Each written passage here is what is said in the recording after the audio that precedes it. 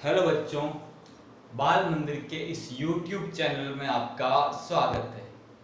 बच्चों, ray optics चल रहा था, पूर्ण आंतरिक परावर्तन स्टार्ट किया था। उसका नेक्स्ट लेक्चर हम लोग बात करेंगे जिसमें हम कुछ एग्जांपल्स की बात करेंगे। बच्चों, लास्ट लेक्चर में मैंने पूर्ण आंतरिक परावर्तन और एक और टॉपिक आपको बताया था, क्रांतिक कोण। क्रांतिक कोण का फॉर्मूला बताया था कि अगर मेरे को निकालना हो क्रांतिक कोण तो हम कैसे निकाल सकते हैं। साइन आई सी बराबर म्यू रेयर बटा म्यू डेंसर। ऊपर कौन से माध्यम का बच्चों? विरल माध्यम का। नीचे अपवर्तनांक कौन सा होगा बच्चों? सघन माध्यम का। ये मैंने कल बच्चों आप लोगों को बताया था। एक सवाल करते हैं बच्चों हम लोग के, क्या सवाल क्या है बच्चों? सवाल है कि क्रांतिक कोण ज्ञात करें। क्रांतिक कोण ज्ञात करें। किसके लिए करना है क्रांतिक कोण? ध्यान रखना, वायु व कांच के मध्य।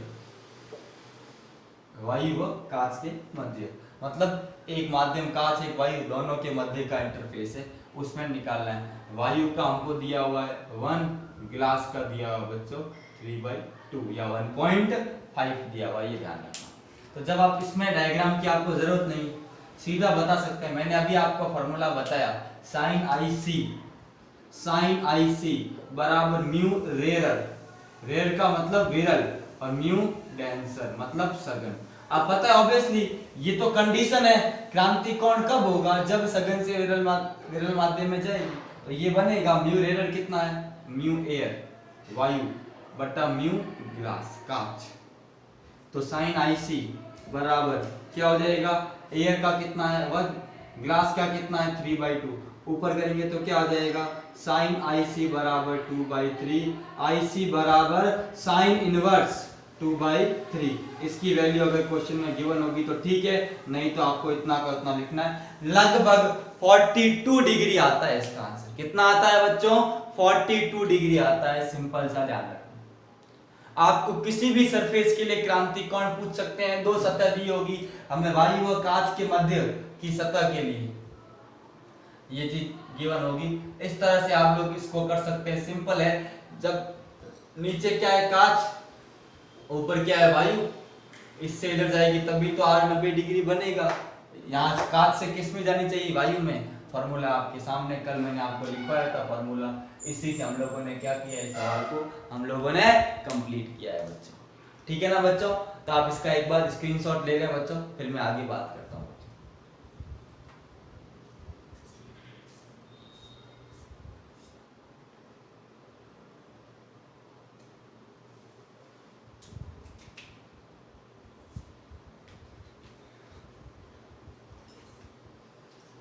ठीक है बच्चों, बात समझ में आ रही है ना बच्चों? बड़ा इजी है, क्रांतिक कोण ज्ञात करना है, बड़ा सिंपल है। ठीक है ना?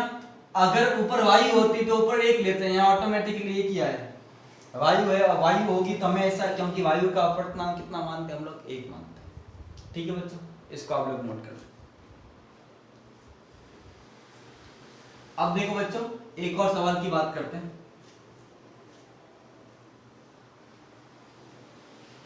एक और सवाल अपने पास बच्चों है। हमने क्या किया बच्चों? एक प्रिज्म है, उसको एक द्रव के अंदर रखा है।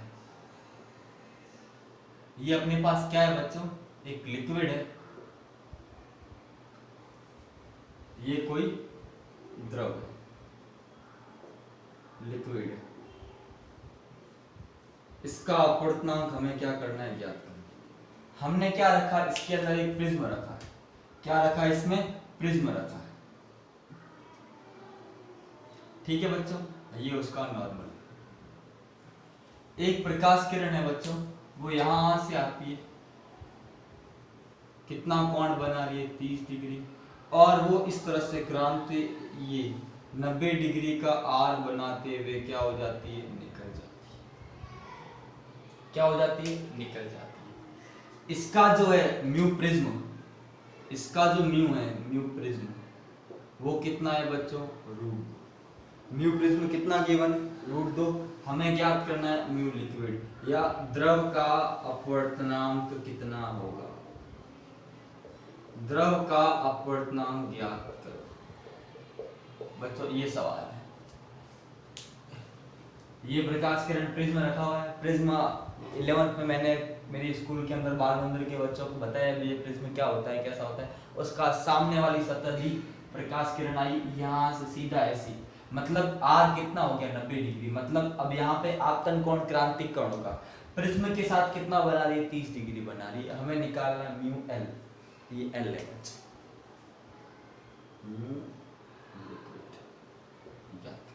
ठीक है बच्चों। मैं पानी पी लेता हूँ, तब तक आप इसको ट्राई करें एक बार।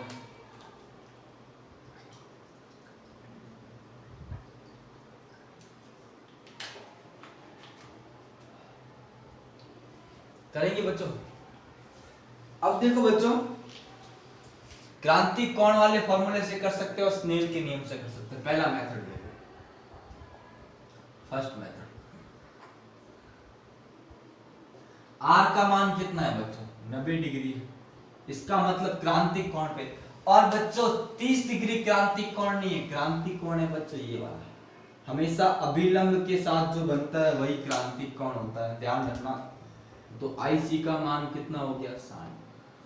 कितना हो गया, 60 डिग्री। अभिलंब है ना, प्रकाश किरण अभिलंब के साथ जो कोण बनेगी उसी को क्रांतिक कोण कहेंगे। और साइन IC बराबर क्या होता है, म्यू कौन से माध्यम का, विरल का, बटा म्यू कौन से माध्यम का, सघन माध्यम का। Very good. अब साइन कितना हो जाएगा बच्चों, IC कितना है, 60, साइन 60। म्यू विरल, बाहर का माध्यम विरल है, उसके लिए क्या आ जाएगा, म्यू लिक्विड, बटा नीचे क्या आ जाएगा, म्यू प्रिज्म। तो म्यू लिक्विड बराबर साइन 60 इंटू क्या आ जाएगा, म्यू प्रिज्म। साइन 60 का मान √3/2 इंटू म्यू प्रिज्म कितना है, √2। ये कटेगा तो नीचे क्या रह जाएगा, √2। तो म्यू लिक्विड बराबर कितना आएगा, √3/2। एक तो यहां से कितना आ गया लिक्विड, √3/2। क्या किया, क्रांतिक कोण का फॉर्मूला हमारे पास है, विरल है, बाहर वाला माध्यम विरल होगा, हमेशा सघन से विरल। तो आपतन कोण कितना हो गया क्रांतिक, 30 डिग्री मत करना, बहुत सारे बच्चे 30 डिग्री का आपतन कोण करते हैं। आपतन कोण हमेशा किसके साथ बनता है बच्चों, अभिलंब के साथ बनता है। दूसरा तरीका देखो, सेकंड मेथड यहां करता हूं बच्चों। सेकंड मेथड में क्या करोगे बच्चों, स्नेल का नियम। कौन सा नियम, स्नेल का नियम, सबने पढ़ा है। अब यहां पे ले लोगे, क्या लोगे, 60 डिग्री, तो क्या हो जाएगा, म्यू प्रिज्म इंटू साइन 60 बराबर क्या हो जाएगा, आर का मान कितना, 90, म्यू लिख 90। अब आगे देखिए, म्यू प्रिज्म का नाम आपको पता है, कितना दिया हुआ है, म्यू प्रिज्म दिया हुआ है √2 इंटू साइन 60 का मान √3/2 बराबर म्यू एल। साइन 90 का मान कितना होता है, 1 होता है। यहां से ये म्यू एल, तो म्यू एल बराबर कितना आ गया बच्चों, √3/2। ये आ गया बच्चों सीधा सीधा आंसर। यहां से भी बच्चों हम लोग कर सकते हैं, चाहे स्नेल का नियम लगे या ना लगे, जहां से भी स्नेल के नियम से भी कर सकते हैं। और यह क्रांतिक कोण के, यहां हमने कौन सा किया, क्रांतिक कोण का सूत्र। ओके बच्चों, तो दोनों तरीके सही है बच्चों। आप किसी भी मेथड से कर सकते हैं सवाल को, जैसे आप करना चाहें वैसे कर सकते हैं। ध्यान रखना बच्चों, समझ में आ रही मेरी बात, मैं क्या बताने की कोशिश कर रहा हूँ, ध्यान रखना इसको अच्छे से। न्यूमेरिकल्स क्यों करवा रहा हूँ, ताकि न्यूमेरिकल्स से कंसेप्ट क्लियर होते हैं। मैं थोड़ा सा एडवांस लेके चलूंगा कल में, और अच्छी कल का जो लेक्चर होगा वो तो पूरा IIT बेस्ड होगा, नीट और IIT बेस्ड। आज थोड़ी सी चीजें, ठीक है बच्चों, जितनी ज्यादा प्रैक्टिस करेंगे उतना हमें फायदा होगा। ओके, तो उसको बच्चों स्क्रीनशॉट ले ले, ठीक है बच्चों।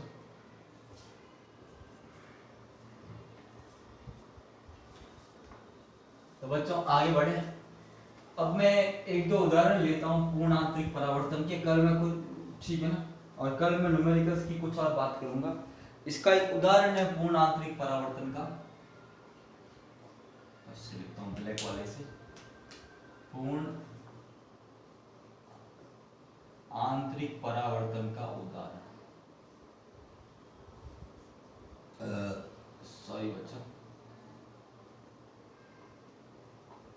पूर्ण आंतरिक परावर्तन का उदाहरण।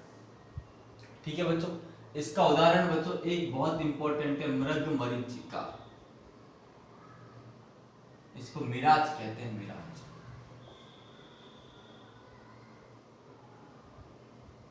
या इसको मृग तृष्णा मिराज भी कहते हैं इंग्लिश के अंदर, और मृग तृष्णा भी कहते हैं। इसके जी होता है, इसके बहुत सारे नाम हैं। ठीक है, क्या होता है, अक्सर आपने देखा होगा गर्मियों के दिनों में हमको, जब हम ट्रेवल करते हैं खाली जगह पे, तो रेगिस्तान में हमको पानी दिखाई देता है। वास्तव में पानी नहीं होता है, पर हमें वो दिखाई देता है।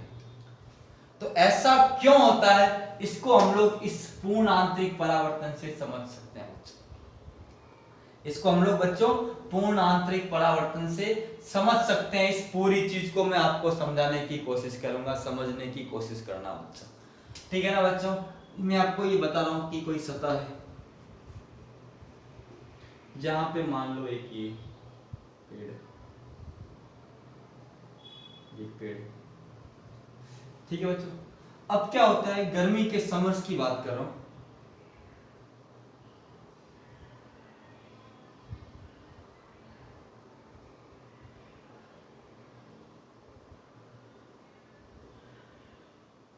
अक्सर गर्मी के दिनों में क्या होता है कि जमीन गर्म हो जाती है, ये बहुत ज्यादा गर्म हो जाती है,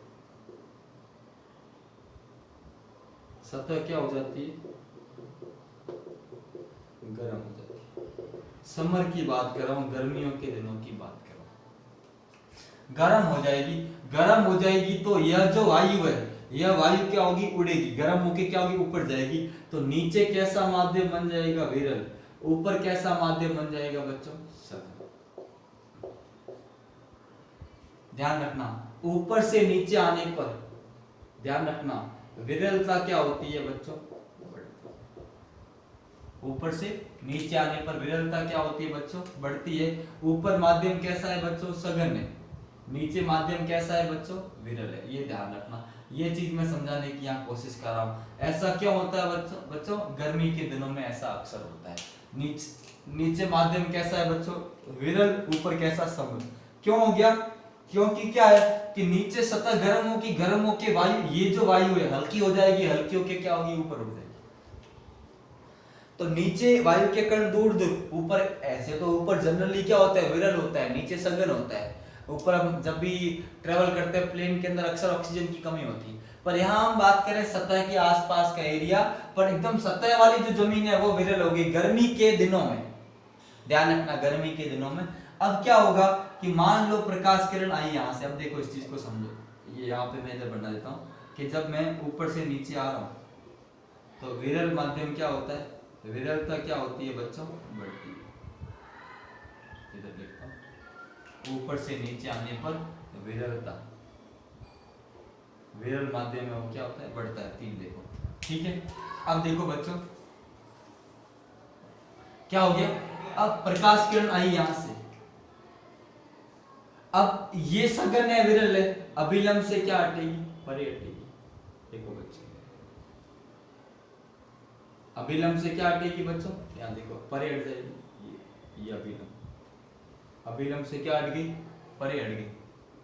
ठीक है, आगे जाने पे और अभिलंब से बच्चों क्या होगी, परे हट गई। एक ऐसी अभिलंब से क्या हट गई और बच्चों, परे हट गई। एक ऐसी स्थिति आएगी जब आपतन कोण का मान क्रांति कोण से क्या होगा, ज्यादा होगा, प्रकाश किरण ऐसे चली जाएगी। और यहाँ पर, यहाँ देखो, यहाँ पे वाले को क्या दिखेगा कि इस पेड़ की छाया कहां दिखाई देगी,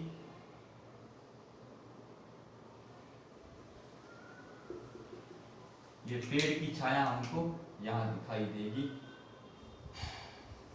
मतलब हमें इसकी छाया, और ऐसा कब होता है, ऐसा अक्सर नदी किनारे, इसको यहाँ पे क्या होगा, पानी दिखाई देगा।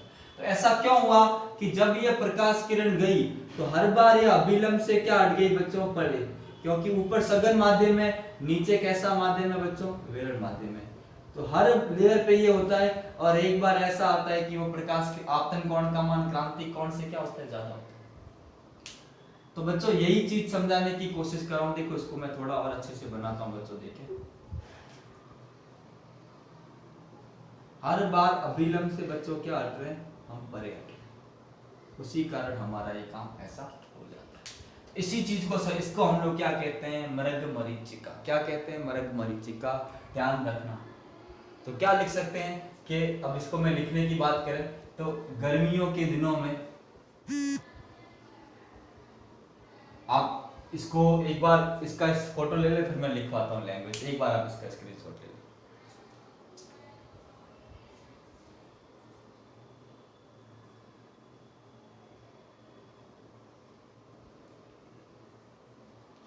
ठीक है बच्चों, अब इसकी देखो क्या होता है कि गर्मियों के दिनों में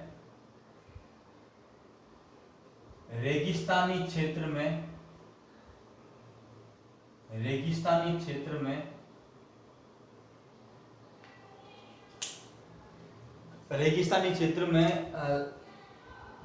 कई स्थानों पर पानी के क्षेत्र दिखाई देते हैं। पानी के क्षेत्र दिखने का आभास होता है।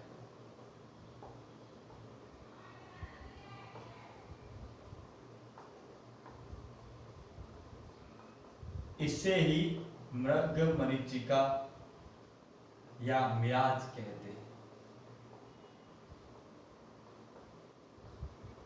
और इसे पूर्ण आंतरिक परावर्तन के आधार पर समझाया जा सकता है। किस आधार पर? पूर्ण आंतरिक परावर्तन के आधार पर समझाया जा सकता है। ठीक है ना बच्चों, तो इसको क्या हो रहा है कि ये जो पेड़ की छाया है वो यहाँ दिखाई दे रही है। ये इसका मतलब ऐसा अक्सर कब होता है, पेड़ की छाया नीचे, जब आप तालाब के किनारे या किसी पानी के स्रोत के किनारे हो तब आपको ऐसी छाया दिखाई देती है। इसको लगता है कि यहाँ पे क्या है, पानी। ठीक है बच्चों, अब एक बार इसको वापस अच्छे से नोट कर लें।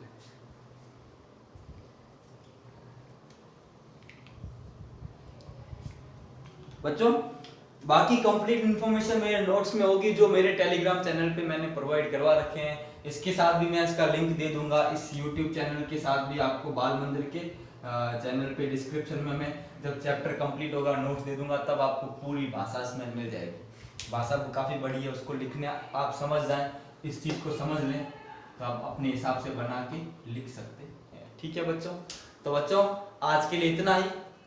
ठीक है ना बच्चों, थोड़ा सा टॉपिक भी पूरा हो गया, टाइम भी थोड़ा कम है, तो आज का लेक्चर इतना ही करते हैं। अगले लेक्चर में मैं आगे और नई बातें बताऊंगा आपको, जिसमें इसका पार्ट 3 होगा।